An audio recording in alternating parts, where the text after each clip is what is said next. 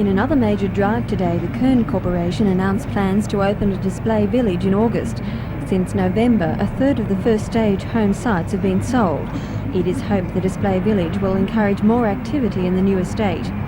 But activity in other areas of Warrabrook Gardens has been slow. Only one high-tech-based industry, a coal testing laboratory, is in the wind. Operators say as far as the commercial side of Warrabrook is concerned, things will progress slowly until the residential area is firmly established. Those involved in the display village say they are averaging about 1,000 home building inquiries each week. Kern spokesman Mr Bob Hawes says the estate is doing as well as expected, considering the sluggish market. I think everybody is in the same position. We've just come out of the depression from last year and starting to climb back up the top again, and we're hoping things progress the way they have been this year.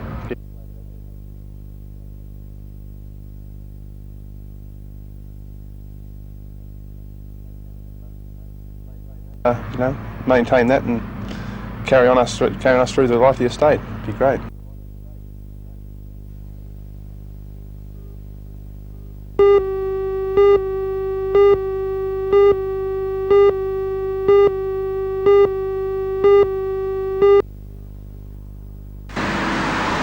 state government says it's responding to public pressure in its move to conduct an environmental impact study on Highway 23 through Rankin Park.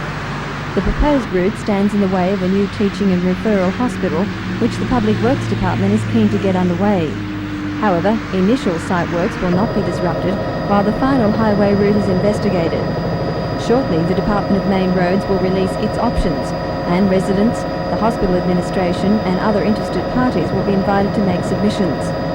The decision to carry out an EIS follows months of canvassing by local groups concerned about the conflict which exists at the moment between both developments.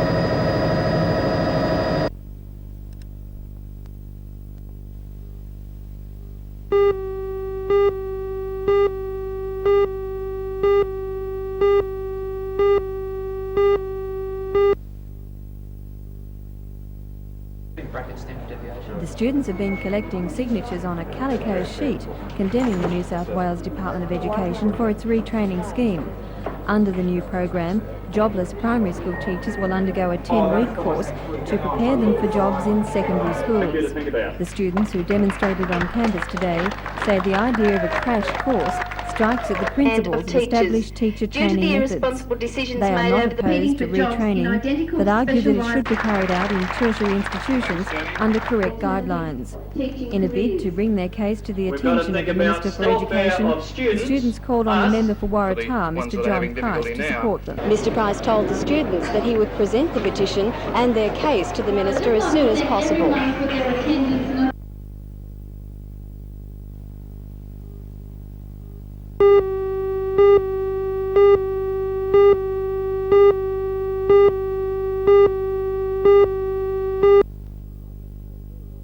I've been training very well over the last couple of months, and the last few weeks I've put in some really good performances. So I think I'm running probably the best of my life. So I've got, I think, a really good chance on Sunday. To the average knockabout jogger, it's a long, long way. 42 kilometres. Well, possibly, yes, but I don't look at it that way. I've been doing it for years, and for me it's just another race. I believe you've run further distances than that, so it doesn't hold any drama for you at all. No, not at all. And in fact, the last couple of months I've run a 46-kilometre training run and a 45-kilometre training run. And I think that'll hold me in good stead on Sunday because I need the extra strength, especially over a course like the one in Sydney. There are a few hills in it. I think you need the strength on a course like that. You start at St Leonard's and then head south. That's right. We head down towards Botany Bay, we run around the pollution point of Sydney, and then back towards E.S. Marksville where we finish. So it's a course that they say is fairly flat, but there's still some pinches. Yes, I think it is a very fast course, obviously because Ron Tabb won it last year in 2:10.54, which is quite a good time. And I think there's a bit of downhill, especially the first part, coming down from North Sydney. Down onto the bridge? Down onto the bridge, and I think that'll be a fast start. But yeah, as you said, there are some nice sharp pinches too, which will sort the boys out too. Who's the man to beat? Well, I think there's a couple to beat, a couple of the overseas runners. I think Malcolm East from Great Britain is certainly a big chance. There's a Frenchman from New Caledonia, Alan Lazaire. He's in very good form at the moment. He finished second to Rob de Castella in this national 25k.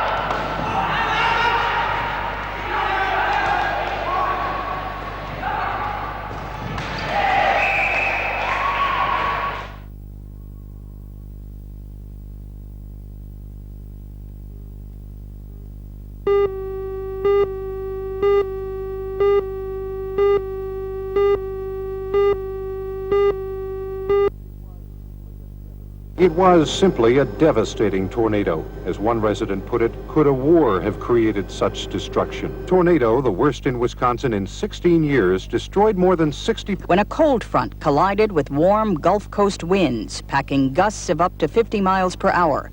The violent clash created two separate storm tracks, which spawned tornadoes, severe thunderstorms, and high winds in Kansas, Missouri, Iowa, Wisconsin, and Minnesota, and yet another storm system in North Dakota, which battered the nation's midsection.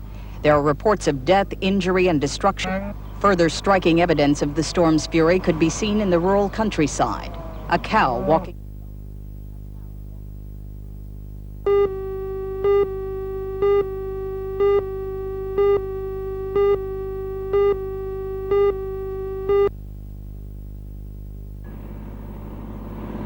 Imagine you are walking across a scrubby field. There's a rustle in the grass, and a duck launches itself right into the sights of your gun. That's one of the scenarios that inspires competition field shooting. The Warkworth Shotgun Club organised its first field shoot last year near Singleton, and the successful event is now being repeated on an annual basis. As with skeet and trap shooting, the targets are clay, but the challenge is greater. Competitors cannot raise their guns until the target has been fired, calling for a faultless aim and the best reflexes. The challenge has attracted not only locals, but competitors from Lightning Ridge and Bathurst. When the field shoot ends tomorrow afternoon, cash and trophy prizes will be presented to the winners in 4 categories.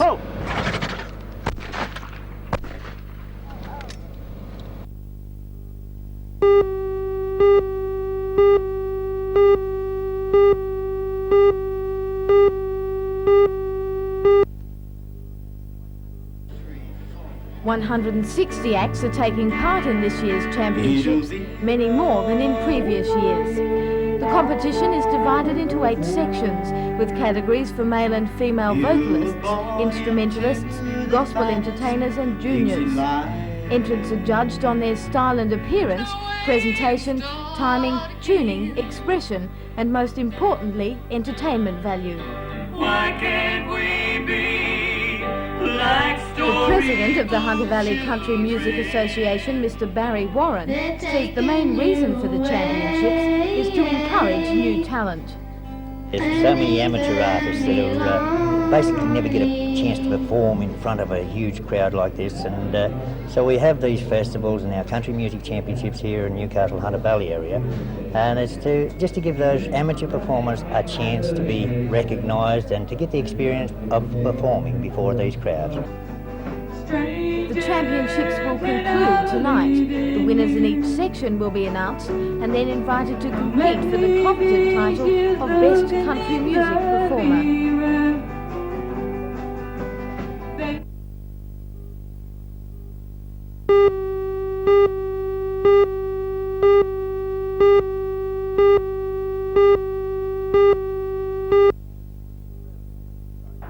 The Australian League side started its defence of the Ashes convincingly, beating Great Britain 25-8. It was a rough match, against Britain's 1. no more rough than the international soccer clash between Australia and Juventus from Greece. First, Marshall Sofa clashed with Juventus goalie Tacconi. Then later a more serious incident with Australian Charlie Egan felled by the elbow of Brio. Brio received a yellow card, but Egan received 4 stitches to the mouth. When the team stopped fighting and started playing, Radcliffe scored for Australia and Juventus equalised, leaving the match a 1-1 draw. In another international clash, this time in South Africa, the Springboks made England wish they had stayed home, trouncing them 35-9. It was another violent match. But French referee René Urquhart was underway. Back home in a key match of the Sydney League, Canterbury stayed at the top of the ladder, beating St George 8-4. Have you ever seen so many hands trying to grab hold of one little piece of leather? Boy, oh boy, players diving, leaping and doing their damnedest to keep it out. Locally, Lakes beat a disappointing Cessnock 18-14, while Curry had the easiest 40-6 win over Macquarie United.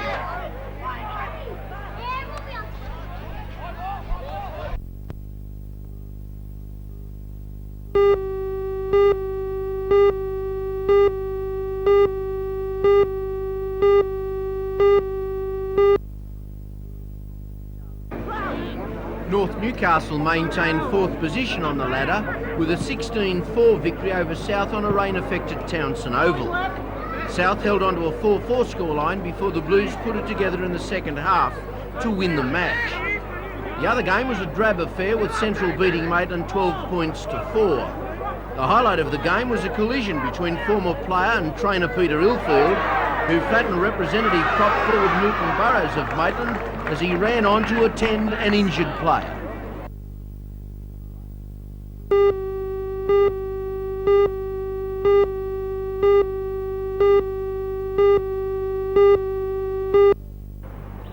A special service was held at the Morpeth Catholic Church today in honour of Father Hanrahan, who came from Ireland in 1934 to take up a position as parish priest of Morpeth. He's well known throughout the area, having served at Taree, Scone, Cessnock and Taro. He retired 7 years ago, but today he was invited back to Morpeth Church to honour his 50 years in the priesthood. He was joined by many members of his former congregation and fellow priests. How do you feel today, Father? Well, I feel very happy today.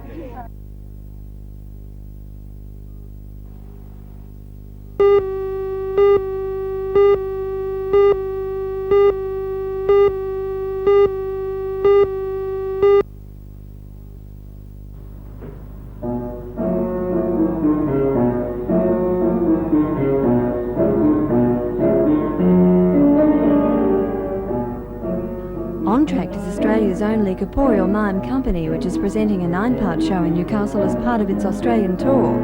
What is corporeal mime? It's an art form of dramatic movement which involves the whole body as a means of expression, as a means of expressing something.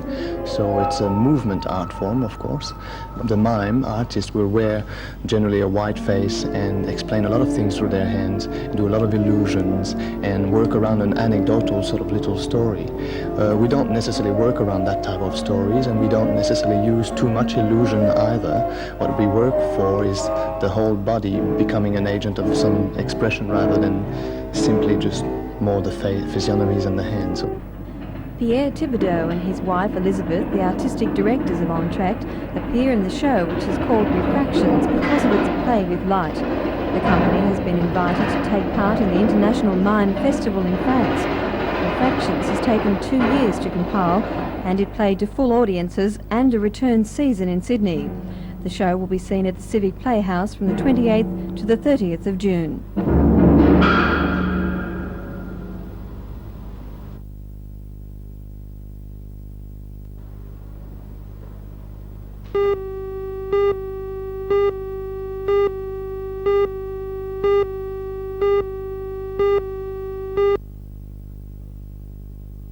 The Hunter Development Board's role in today's seminar is quite simple. Efficient business is good for the hunter, and the costs of workers' compensation today has a significant bearing on business efficiency. The seminar dealt with the legal and medical aspects of workers' compensation and the need to do more than just buy insurance. Purchase of the insurance only pays, first of all, some of the bills, and it isn't the most direct way to actually reduce the occurrence of accidents. We need to reduce our number of accidents in order to reduce the costs of accidents, and that improves company profitability. So what do companies need to do? Look closely at their safety practices? They need to incorporate a number of areas of intention. At the moment, major accidents are certainly known about because they are the ones that are claimed, but there's a number of minor accidents that happen, a number of near misses that happen for people, and unless they identify those and cost those, they miss the opportunity of seeing a potential exposure area, and they miss the opportunity of assessing their true cost and the true injury that occurs so that they can act more effectively.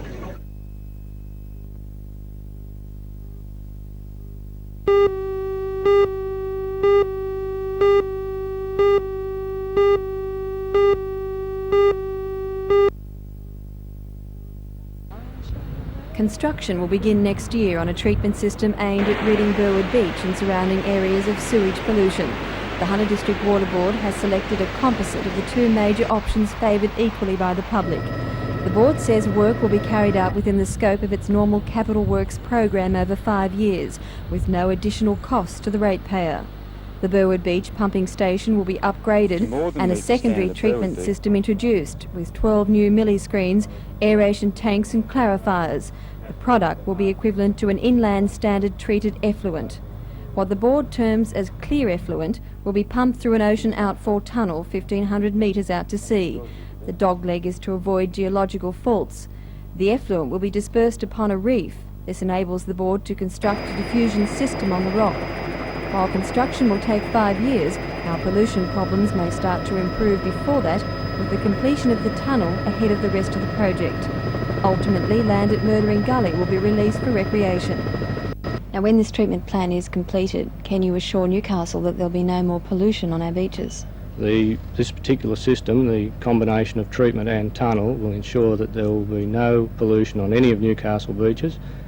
Burwood Beach, the system has been designed so that Burwood Beach itself will be of bathing water standard. At all times? At all times. While the board believes the scheme will please most Newcastle people, it hasn't pleased the Clean Oceans for Newcastle Committee. The committee wants nothing less than a recycling system for industrial purposes. We're not happy about the decision that the water board's made. We wanted a complete recycling. The way it is now, with a tunnel, it means that the beach will still be polluted under certain conditions.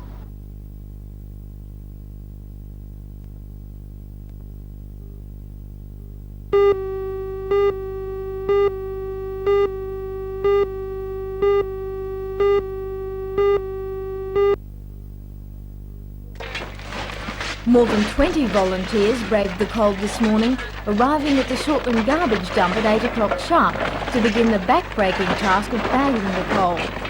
The team was recruited from 3 of the city's service clubs, Rotary and Rotaract of Mayfield and the Katara Rovers.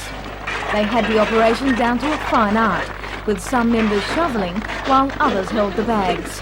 The rest secured them with wire ties.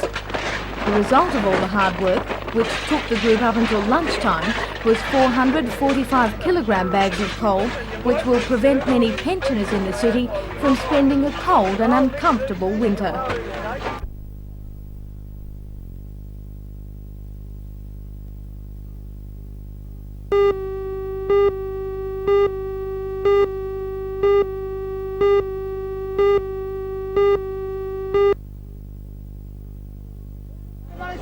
The federal government's $3 million enrolment drive is mainly aimed at young people. It's a totally apathetic party.